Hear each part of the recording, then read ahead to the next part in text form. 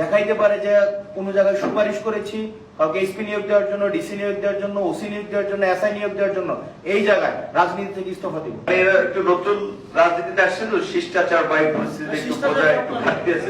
যাই হোক, বিশেষ করে ধরে এই আন্দোলনের নেতৃত্ব আমাদের তরুণরা কেন তাদের একটা পার্টির সিম্বল শাপলা, সেটা দিতে হবে।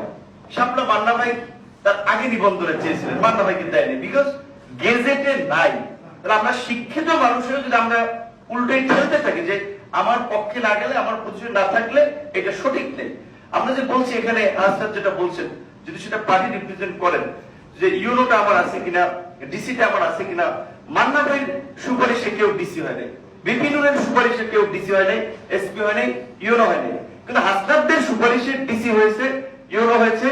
তুমি একটু পরে বললো, পরে বললো না না এখানে পরে বললো, তুমি একটু বলো, পরে বলো না, তুমি পরে বলো না। আপনি এখানে আমাদের সুপারিশে একটা, আমি এখানে মিডিয়ার সামনে একটা পত্রিকা অফিসে বলছি, একজন কোন জায়গায় যদি দেখাইতে পারে যে কোন জায়গায় সুপারিশ করেছি, কাউকে এসপি নিয়োগ দেওয়ার জন্য, ডিসি নিয়োগ দেওয়ার জন্য, ওসি নিয়োগ দেওয়ার জন্য, এসআই নিয়োগ দেওয়ার জন্য, এই জায়গায় রাজনীতি থেকে ইস্তফা দিব। এই যে আপনিও লিস্ট পাঠাইছেন, আপনিও বিভিন্ন টেন্ডারের লিস্ট পাঠাইছেন, আপনিও বিভিন্ন কি ইয়ার লিস্ট পাঠাইছেন, এগুলা ভাগ্যটার জন্য না মনে আপনারা হচ্ছেন এনসিপি সমালোচনা বিষয়টা আপনি নিয়ে নিতে পারেন। মানে এরা একটু নতুন রাজনীতিতে আসছে তো, শিষ্টাচার বা এই পরিস্থিতি একটু বজায় একটু ঘাটতি আছে। যাই হোক,